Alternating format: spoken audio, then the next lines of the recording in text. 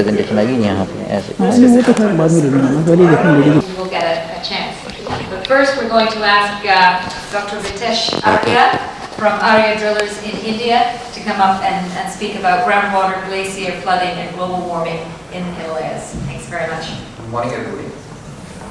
Today I will be presenting groundwater, glaciers, global warming and flooding in Himalayas. Now, groundwater in general is a very poorly understood subject in the mountain regions of Himalayas, and its relationship with glaciers, global warming and the impact it can create on flooding is yet to be understood. We are working on the high altitude cold mountain deserts, and we are presenting a case study based on the Lake Alpine. Now this relationship of groundwater, global warming, flooding holds the key to solve water problems in the Himalayan mountain regions and also build sustainable habitats in near future. The misconception in the past was that mountains, when we started this project about 17 years back, was mountains were devoid of groundwater, especially in the Himalayan mountain regions.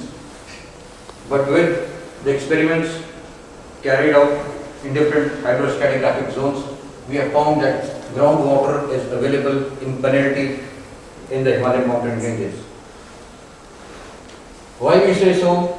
Because all springs which have been used traditionally over the ages are just nothing but manifestation of groundwater resources. Till date, 30,000 borewells have been drilled in the last 17 years in the different hydrostratigraphic zones in the northwestern Indian Himalayas, in 3 states which we have dealt with various different agencies, and we have found water at altitudes about 15,600 feet. We have encountered Arctic conditions at 14,260 feet. All these show that there is ample amount of groundwater, not only at intermountain valley regions or in shallow hills, but almost at the heights and the peaks which we have. We have models to show that every peak which is 8,848 meters below the above the mean sea level will have groundwater resources. Now, the fact is, glaciers are receding due to global warming. Some of the glaciers, as you are seeing here, have already become extinct. But this is another slide. This shows that this is the entire glacier which was existent here. This is in the dark region of the Himalayas, and it has already receded. And there was no man-made activities, no man-made interventions, and still this glacier receded. Now, the relationship between global warming, groundwater, glacial bed and flooding. So, when the global warming due to climate changes is increasing, what is happening is everything is increasing. The temperature is increasing, leading to glacial bed. This slide basically summarizes the relationship between all the activities. The glacial belt is increasing, the water in the system increases, and the groundwater also increases in the mountain regions. Now, mountain regions leading to flooding activities, this will come. This is how the schematically are shown. The glacial belts increase due to global warming. The groundwater percolates into the mountain regions in the various hydrostratigraphic zones which are identified. Once this is good for the use for drinking and agricultural purpose, but once this groundwater increases the threshold, then these mountains burst, and this mountain bursting phenomena is yet to be understood. So we are just trying to show that mountain bursting in the Himalayan mountain regions is going to be the next event to be watched, and the mountain flash floods will lead to the ultimate destructions of the lowland valley regions downstream. Now, what does this study imply for the policy makers? This is important. So, if groundwater is increasing in the system, we emphasize that we should extract explore and develop as much groundwater as possible to solve the water problem in the mountain regions. This is economical and sustainable solution, and for the last 17 years, not even a single well drilled, I'm telling you, drilled systematically, geologically, properly explored, has done dry or reported any decrease in the discharge compared to the views expressed of depleting water resources world over. Now these are the happy moments. This is the village. This is a project. This was a project initially 1997 funded by Water Aid. So we drilled a well on the Indo-Tibetan border. This was for the Tibetans who migrated in 1959, and this is a village very near. They were facing a lot of problem in winters because of freezing of water resources and flooding of water resources. And we had a Puga geothermal site here very near to vicinity, so the water complex. So groundwater was a solution for them. Now for the last 11 years they are having absolutely no problem with the water, and they are drinking water in the school. This is a Tibetan SOS school. Now the second aspect is, this is the positive aspect of groundwater development, of solving the drinking water problems, industrial problems.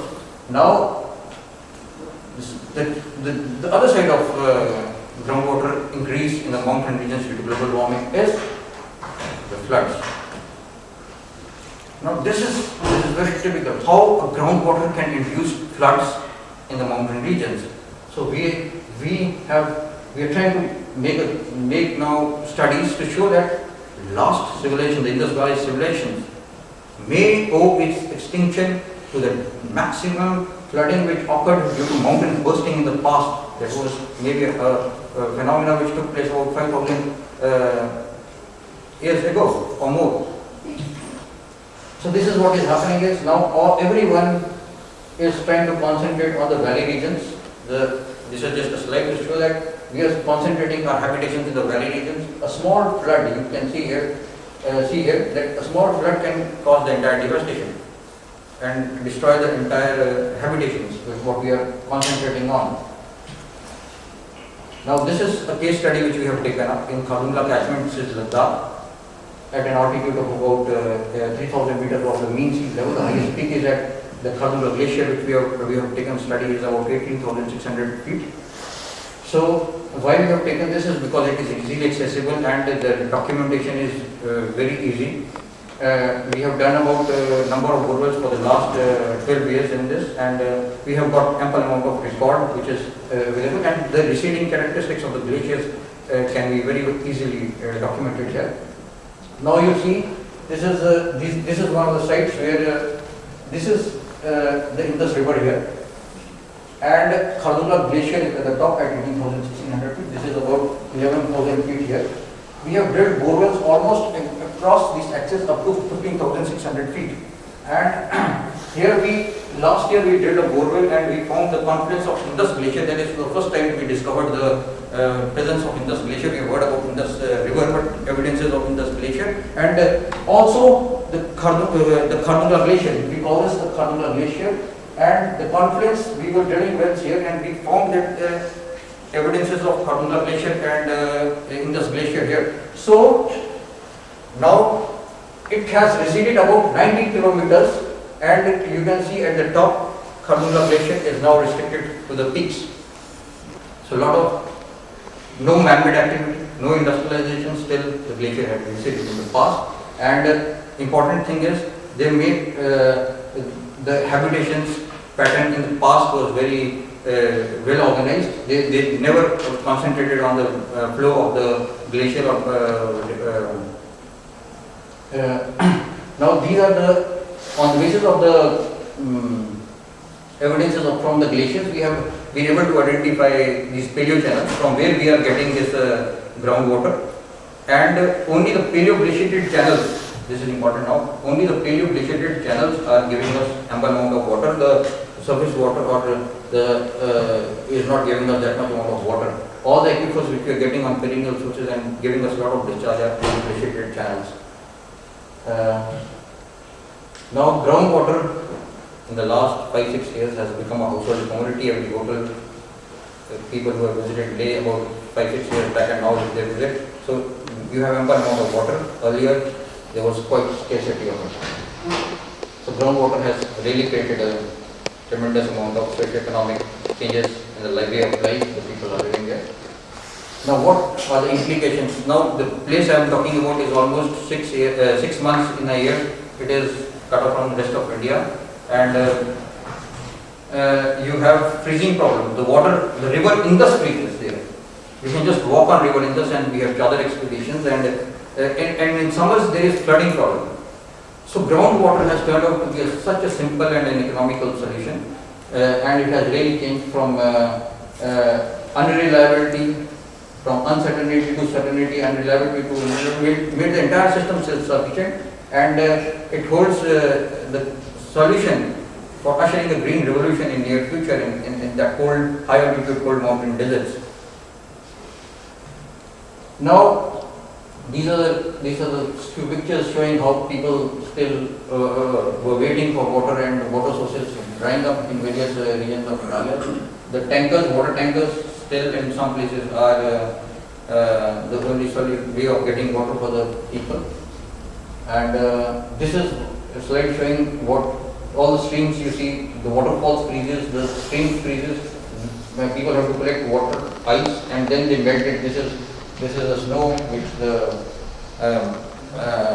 they have built and get water in the past. Now the things have changed due to groundwater development. Now they are getting almost water even at temperatures where it was minus 60 degrees. Last year we built a well at Dras, that is the second coldest place, habitated coldest place in the world. So groundwater was a solution there also. So this is another groundwater development, and these are the evidences of Indus Glacier being discovered for the first time. And now the utilization process, animals, happy children, all the slides you see, most of them, women and children are taking water, and they are happy because they don't have to get water from far away distance. Wherever water is required, we give water here and there. So that is the significance of groundwater development. Now the important question is, if we are going to pump all our resources into groundwater resources, what is the time? How much time these resources are going to last? This is a very important question all over the world, which is asked, how much groundwater. So we should not generalize. In Himalayan region, the amount of groundwater is enormous, and even though the glaciers are receding, still the potential is very good. So we have shown that the life of groundwater is directly proportional to the glacial melt. Even if we have a small amount of glacier in the mountain regions, anywhere we have groundwater. So these are the basic models and the theories which we are working on. Maybe at times it may be contradictory to you, but these are practical experiments which we have been carrying out for the last 17 years. And this is the remains of the Khardungla Glacier, which was extending up to 19 kilometers. Now this is what is left, but still we are happy.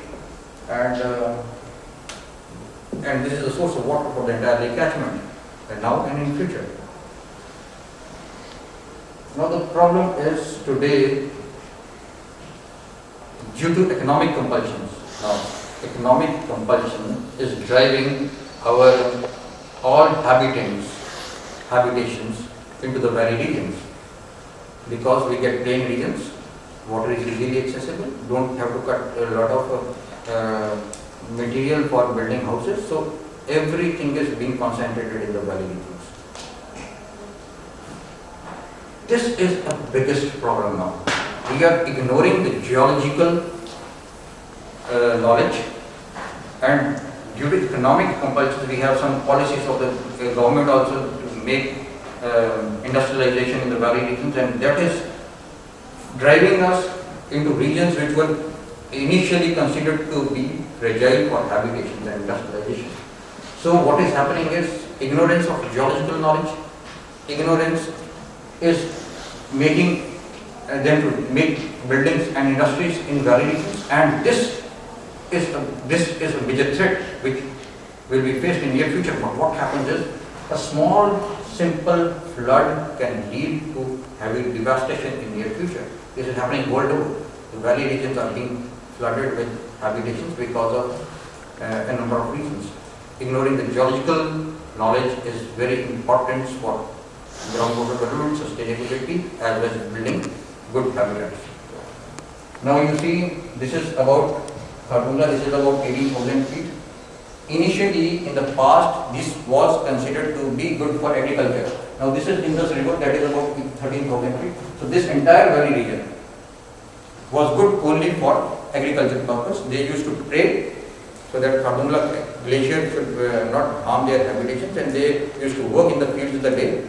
Now what has happened is this has dried up, but all the water is seeping into it, and we have drilled wells here which show that debris of about 300 feet, 100 meters or more is available there. So that is going to move due to this thrusting, and then the habitation is being incorporated into these valley regions, and the entire habitations goes for 6 when a small flood or a small slide occurs. Now if cyclones, earthquakes, tsunamis and hurricanes are events which we have been talking about in the coastal regions world over. Mountain flash flooding event is an event to be watched in near future. This phenomena is today poorly understood. We don't have any paleo studies. We need to give more emphasis on understanding this, and this holds the key for our survival. So need of the hour, I'd just like to conclude by saying that understanding this relationship between groundwater, global warming, glaciers is essential for our very survival in the mountain regions and also in the valley regions, because anything, mountains I consider to be the headwater regions of any catchment, whether it's in this valley civilization, whether it's Brahmaputra, Sanko or any other civilizations. If anything is happening in the mountain regions and you are not worried about monitoring these resources properly in the mountain regions, if the head is not okay, your entire body systems goes wrong. So emphasis should be on studying, but you see everywhere you talk about no mountain hydrogeology, no paper on mountain hydrogeology, no paper on mountain groundwater, no paper on mountain water resources. So emphasis should be on mountain hydrogeology. If your head is right, everything is right. That is what it is like. Preservation of glaciers. Now, economic compulsion was one thing, and the second thing was we had some political problems, so we have to keep the roads open. So I'm talking about the Khardungla catchment, it's not generalized. So this military compulsion is also driving roads at the top of the peak. We have cleared the glaciers so that the road. So that preservation of, we are talking about preservation of animals, we are talking about preservation of glaciers, how we can preserve them. Skiing is, we are doing skiing, or we are building some resorts in the mountain peaks where we are disturbing the glacial concentration, not allowing the glaciers to flourish. We are destroying the seeds of the glaciers. So that has to be taken into consideration, because until unless we preserve these glaciers, we don't interfere in their growth, then we will be different. Now utilize groundwater to the maximum. This is an important question. We have to utilize groundwater because it's most economical and the cheapest resource available till now. We have to use it judicially. It is not over-exploitation, but we have to use it judicially. We should develop groundwater to the maximum, but you should use it judicially. That is very important. If I have to draw blood from my body, it is from every 2 or 3 months I can draw about 100 or 200 ml, but then I can live also, and the glacier can also live, and everything works very well. Now, utilize groundwater to the maximum, and groundwater, I have already told that it's available almost below Mount Everest, any peak I can get groundwater probably. Yeah. And select habitations for sustainable development. I think that is it, and I'm also with my last slide, making everybody happy. These are the Ladakh. We have a hackathon drill here, and they are so. Since you have the bold. Recording. This is good morning. Drew Parker is the senior advisor for emergency that I lead up. He also was formerly the chief of water sanitation and hygiene in our Pakistan office. So, Drew, if you're ready, could you please kick off with your keynote address? Thank you. Often offer a leverage opportunity to ensure due consideration for secure allocation to drinking water. Coastal and urban locations are increasingly disaster prone, and the risks are obviously greatest where these two overlap.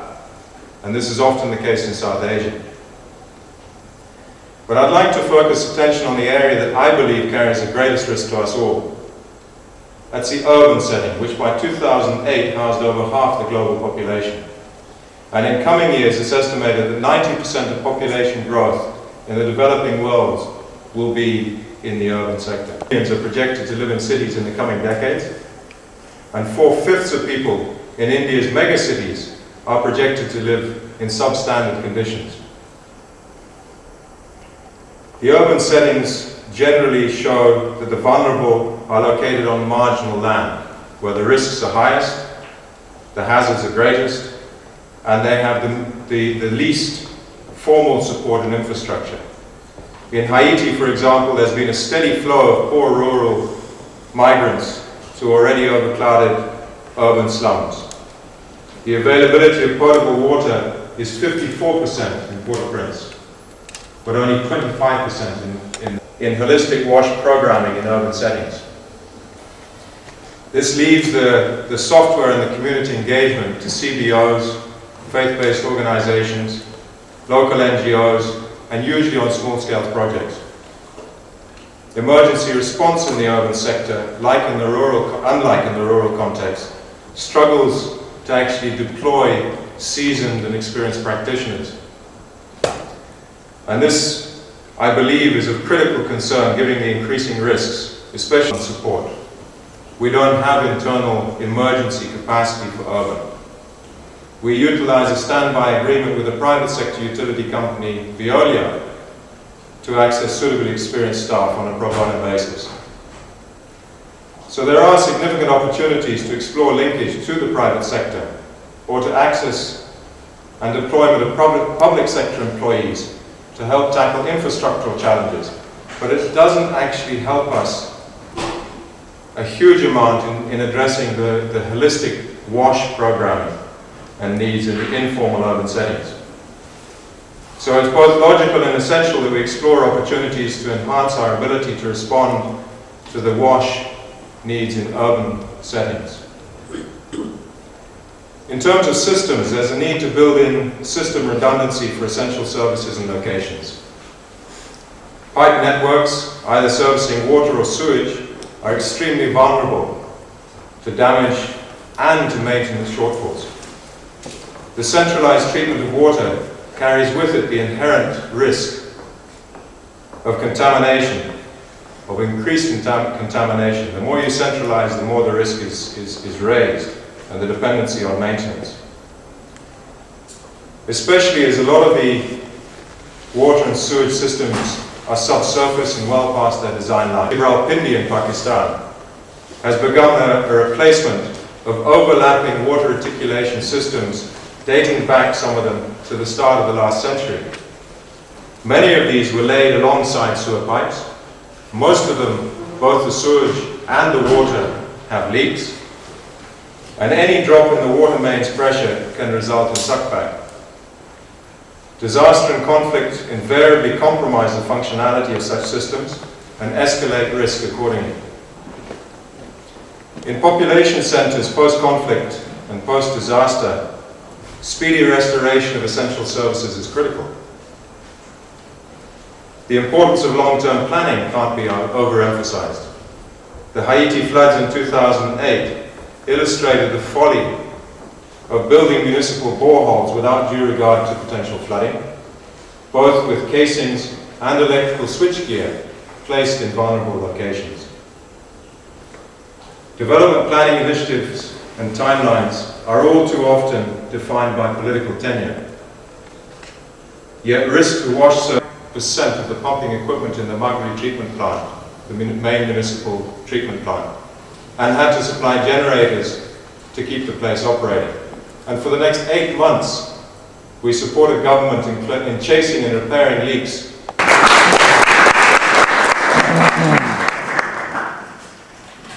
Thank you very much, Drew. I think with our keynote speaker, we've set a context for looking at the 3 questions which you can see were posed to this session, which are, what have we learned from the past? What's the potential for the future? And what are the ways forward to speak to us about their 30 years of field experience in post-conflict and post-disaster settings? On WEDEC's involvement with emergency post-conflict relief in the water sanitation sector, which goes back to the early 1970s. Some of you may even remember the Oxfam loop. To ask our third speaker to come up. This is the final oral presentation. Point out to you, you are going to have a chance